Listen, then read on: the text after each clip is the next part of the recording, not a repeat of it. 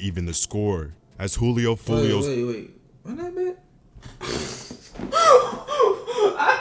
Hey, bro. I thought that said 6 attempts, 0 bodies. It say 0 attempts, 6 bodies. He ain't missing. Without hesitation, K.I. Cheese graded his car with over 24 Hey, holes. Cheese graded his car is crazy. Up and let off 7 times. Attempting to stumble away, Vaughn stopped her and whispered something in her ear before putting 2 more directly in her jaw. You're right.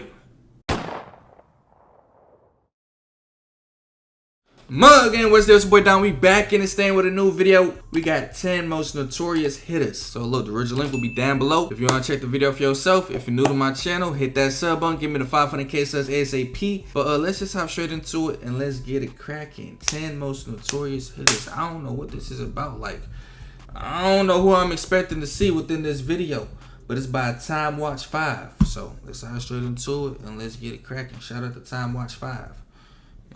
Let's go. Emails. And I used to Shut up. In society, these individuals are labeled barbaric, savage, and even downright demonic. But in the underground world, they're held at the highest standard, the upper echelons of the streets. These are the 10 most notorious steppers.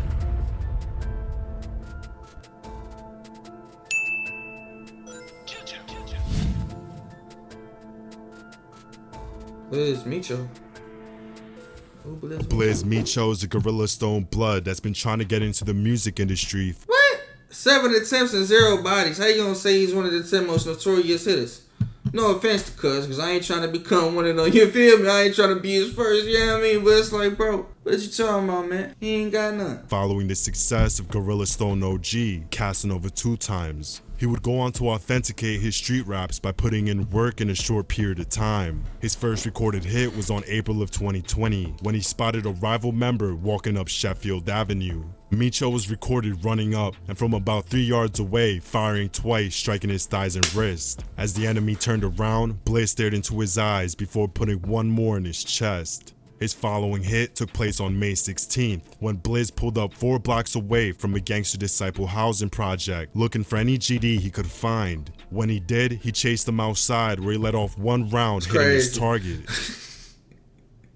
No, I'm not laughing at bro. You feel me getting shot? I'm laughing at bro was looking for any GD he could find. He was not playing. Bro was really out there dolo. He was out there dolo looking for any GD he could find. Bro, a real demon. Let me take back what I said, actually. Like, what you want, cuz? Disciple housing project, looking for any GD he could find. When he did, he chased them outside, where he let off 1 round, hitting his target. Unbeknownst to Blizz, a man witnessed the entire thing and reported everything to authorities. But after only 2 hours, the witness oddly retracted his statement, leaving police no choice but to set him free. Sadly, he threw away his freedom just a couple months later. Rasha. Ain't that dude from Bobby Shmurda clip? Like most young men in Brooklyn, Raj had to pick sides in the dangerous East Flatbush neighborhood in order to legitimize his street presence. He joined one of the most active sets in New York, the G-Stone 90 Crips. Their main oppositions are the BMWs after they took out their GS9 leader in 2011. Rasha's most public act of revenge happened alongside Bobby Shmurda. On January of 2015, Hey, man. Bobby Shmurda just got out. Don't be saying his name too much now. Rash and Bobby spotted multiple BMWs standing in front of the county Supreme Court building. Not caring that it was broad daylight, Rash and Bobby dumped on him in front of multiple Damn, bro, you witnesses. can't be saying that. The feds know this probably, huh? The feds gotta know this if he know this. He probably is feds. You feel me? Who is, bro? How he know all this information like this, bro? On the following month, Rasha continued by kicking in the door of a bodega on Clarkson Ave, then spraying every BMW member inside. Again, Rasha ran off unscathed. He would repeat these hits cross-country, getting oppositions in Miami and even pierced. Bro's on some GTA stuff. Hey, nah, that's like RP, like he flying in and out of cities. Nah, real talk though, cause bro said what? He took it worldwide, he took it nationwide with it. That's what he said, huh? Kicking in the door of a bodega on Clarkson Ave inside. Pete these hits cross-country, getting oppositions in Miami and even piercing random bystanders by mistake. By the end of 2014, GS9 was dominating everything from the streets to the music industry. This is when the feds took it upon themselves to dismantle the entire organization. Oh Lord, nah, my man Queso, what he do? Queso became a loose cannon after rivals took out his brother, Willie Addison. So on February 19th, he drove to rival territory to even the score. As Julio Fulio's... Wait. Run that back? Hey, bro. I thought that said 6 attempts, 0 bodies. It say 0 attempts, 6 bodies. He ain't missing. No, how is... What information? Like, nah, ain't no way this is true. I ain't gonna believe it. Because if I believe it, the Fed's gonna believe it. You feel me, bro? Fighting whole murder. That's crazy. 0 attempts and 6 bodies. Like, everyone he went to go get, he got him good. No, that's crazy. No, ain't no way, brother. I don't believe After rivals took out his brother, Willie Addison. So on February 19th, he drove to rival territory to even the score. As Julio Fulio's little brother Bibby was staring at his phone, Queso quietly ran up and let off over a dozen rounds. Oh, like, ain't that the case, bro, fighting? What? As Bibby struggled to cover his face, Queso stood over him and emptied out the rest of his 30-round drum. No, he didn't. In his demented mind, this wasn't enough, so he continued on January 15th. After getting the location on Lil Buck, aka the rapper who dissed his brother, he gathered up 2 of his best point guards and pulled up to the shopping center he was at. At 11 a.m., a man witnessed Queso chopping Lil Buck down with over Queso. That's not even Queso, bro. You feel me? That's cap. Queso way bigger than that. You know what I mean? His build way different than that. That's not Queso. That's cap, bro. Y'all know again. Queso like 6 something. You know what I mean? Ain't no way. A man witnessed Queso chopping Lil Buck down with over 40 rounds. Bro look like he wear a size 8.5 shoe. Little foot having that. That ain't Queso, gang. Hell nah. Y'all wildin', bro. Y'all wildin'. After fleeing the scene, Queso drove to a nail salon where he openly mocked Lil Buck while getting a pedicure. Today, Queso is awaiting trial after his own father agreed to testify.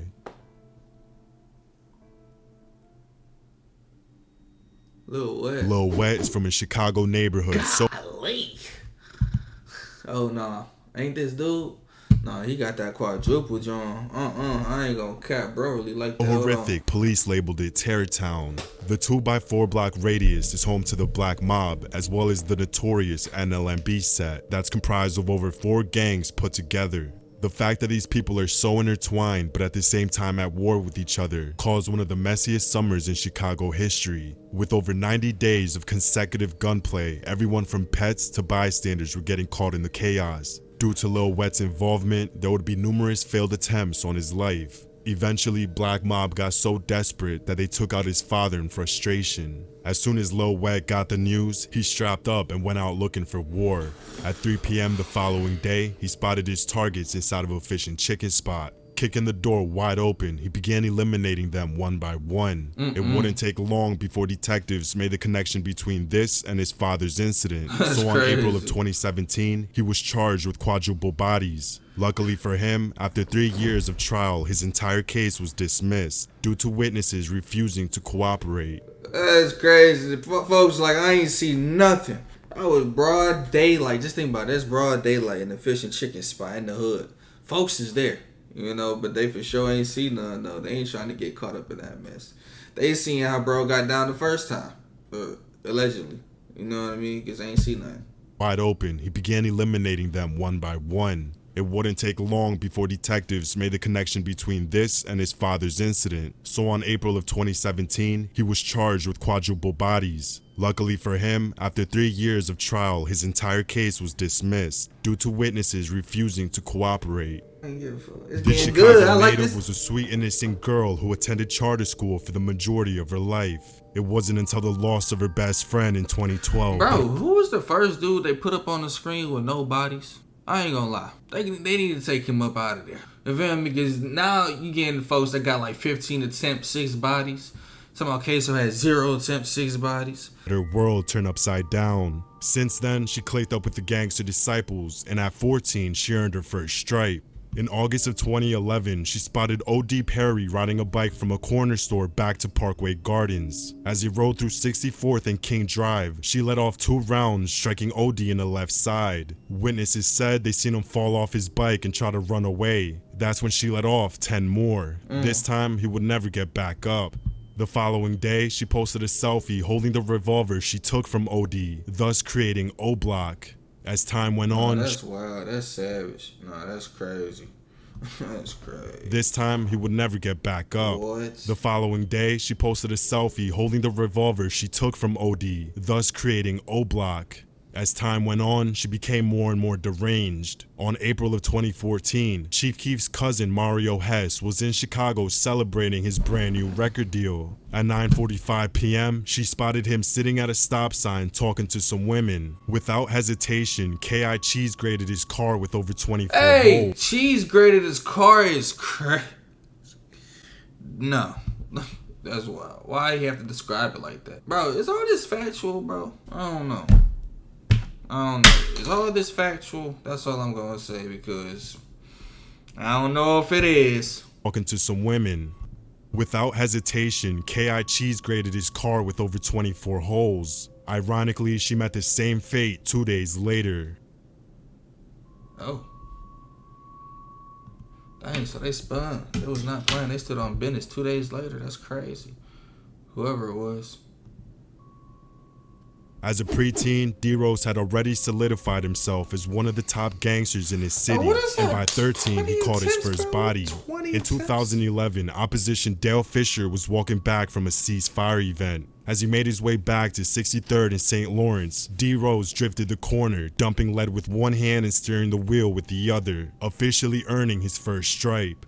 His next stunt was after Tuga's brother Lil Mark dropped one of the most disrespectful songs ever recorded. In his rendition of No Competition, Lil Mark name drops all of D-Rose's fallen friends. Exactly 3 days later, D-Rose took him out the exact same way Tuga got dropped, standing at a bus stop. Crazy enough, he drove back to the scene just minutes later to show off his work on Instagram Live.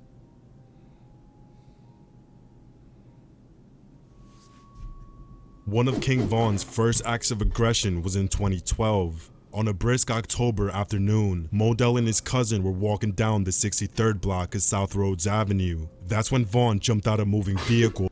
Where they get that clip from, bro? No, they really making it seem like bro was on a drill. That's probably from like a little music video or something. That's crazy. And began letting off. Modell and his cousin were walking down the 63rd block of South Rhodes Avenue. That's when Vonn jumped out a moving vehicle and began letting off. As the cousin got on his knees to shield Modell, Vonn stood over them both and let off 5 more. Damn. 2 years after that, he caught his most infamous body and avenged his fallen friend, O.D. Perry. On April of 2014, Vonn was leaving his parole officer making his way back home. Before entering Parkway Gardens, he recognized K.I. playing dice on his corner. As she bent over to roll the dice, Vonn walked up and let off 7 times. Attempting to stumble away, Vonn stopped her and whispered something in her ear before putting 2 more directly in her jaw. You're right.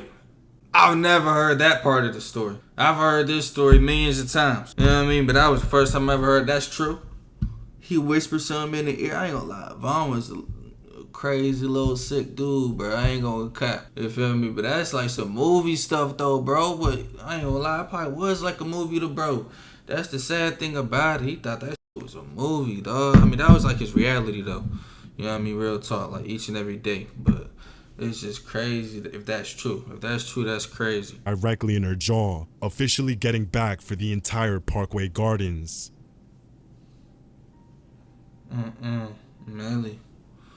The bizarre thing about Melly is that he went from being a high school varsity. Well, I feel like everybody from Chicago. At first, it started off from New York. You know what I mean? He had KSU in Florida. Now I got strictly Chicago. Basketball player to a psychopath overnight. 15 On September of 2008, his friend Zico Walker was slaughtered in a McDonald's parking lot. This hit Melly hard because he was trying to follow in his footsteps and get a scholarship to play ball. So the next day, he quit the team and joined the 051 Young Money Renegades. By 2014, Melly's name rang bells after his first attack on the infamous OTF family. Lil Durk's cousin Newski was in Chicago 2 days after signing his first record deal. At 3:20 p.m., he was sitting in his car at the Village Square Mall, waiting for his girlfriend to come out. That's when Melly creeped up and fired non-stop. Bro, why are they putting these pictures up like that?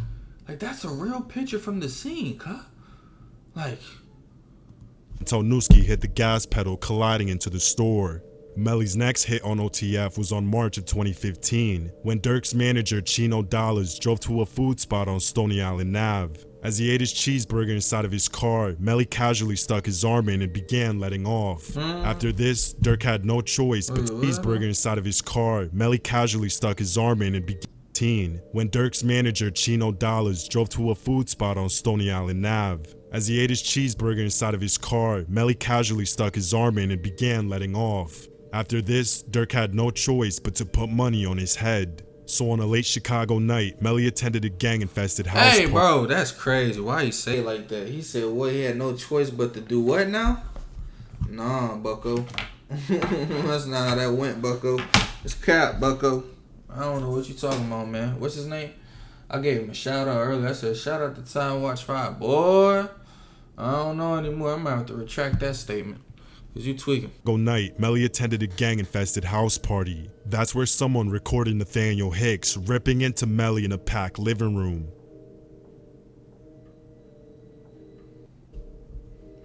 Skinny me. Skinny Me is a demonic figure born and raised. Nah, stop playing. That's crazy. Who the hell is this? Where is he at now? Skinny me? What? What does X mean? Like an infinite amount of attempts? Because it would have just said 0 if it was 0, because queso has 0. So X, I'm assuming that's like an infinite amount, like you can't even count how many times. And 10 plus? No. He's in North Philadelphia. Living on 29th and Jefferson, he helped establish the Body Snatchers, a Philly gang that's comprised of only elite scorers. His most notorious hit was when him and his co-defendant caught a body, were indicted, found guilty, and still beat the case. After the driver on the mission testified on both of them, the judge handed down a guilty verdict, but by the grace of God, his lawyer found a loophole in the case and took it to the 3rd Federal Circuit. It turns out that the prosecutors allowed the informant to testify behind closed doors, not allowing the defendants to cross-examine him, thus making the entire case invalid, putting Skinny back in the streets. Soon afterwards, he was recruited to AR Ab's OBH Mafia, who operated what the New York Times labeled the largest open-air dope market on the East Coast. In hopes of legitimizing the crew, Skinny Me picked up a microphone and began dropping music. Unfortunately, he was picked up by U.S. Marshals after being on the run for another body. Oh, no. Oh, no. Oh, no. Coming from a long line of gangster royalty, Les would follow in his grandfather's footsteps by dominating the majority of the east and south side of Chicago at the age of 12. In the early 2000s, GD hoods were mostly groups that hustled together and threw house parties, with the most serious beefs ending in fistfights. That changed in 2005 when Les sparked one of the first wars between multiple GD sets. On a cold December night, the top hustlers, ABM, were throwing one of their biggest house parties ever and had invited only certain hoods. When Lester showed up to party, a man he considered a good friend blocked the doorway and told him he wasn't invited. Realizing that alliances were being built, Lester came back at 12 a.m. with a pocket rocket and blew the face off the guy who kicked him out, aka Jarvis Smith. The back and forth that— Just cause he ain't let you in the party, bro, I think that's pretty extreme, man. Yeah, I don't think you should have took it. That wasn't that serious, man. You should have just, I don't know, beat his ass or something. They say folks was fighting back then. That's what he just said in the video. They really wasn't shooting, they was fighting. He said Lester changed the game. Yeah, Lester, I think you out of pocket, man. You ain't need to do that, man. Like, he was just saying you can't come in here, man. I don't know. I think you just, feel me, took it a little too far, buddy. The face off the guy who kicked him out, aka Jarvis Smith. The back and forth that came afterwards resulted in Lester getting blasted directly in the left eye. With a less than 5% chance of survival, Les managed to walk away with only vision loss. Ultimately, what cemented him as a 5-star general was for his most infamous act of valor. When him and his gang got indicted in 2009, Lester stood up and took all the charges in order for his young soldiers to continue the war. He was sentenced to 24 years in prison. That's it? What the 24 years? He'll be back out. You know what I mean? How long ago is that? 2009? He's about to be back out in like, what, 10 years? Feel me? Like, continue the war. He was stood up and took all the charges in order for his young soldiers to continue the war. He could do that for real? Like, everything on me. What was all the charges? 24 years. That ain't nothing. He was sentenced to 24 years in prison. He about to, man, I ain't gonna lie. Bro gonna get out on demon time. I don't think that's one of the situations he gonna get out, you know what I mean, and get the change in his life or something. I don't know. I'm not saying keep him, but I ain't saying free him. You feel what I'm saying? But look, if you're new to my channel, hit that sub button. Give me the 500K subs ASAP. Smash that like button. Follow my Twitter and my Instagram and all the social medias. They're right here on the screen. Go check out the Patreon. But look, without further ado, it's your boy Donn. I'm about to check out. One love. Peace out. Yeah.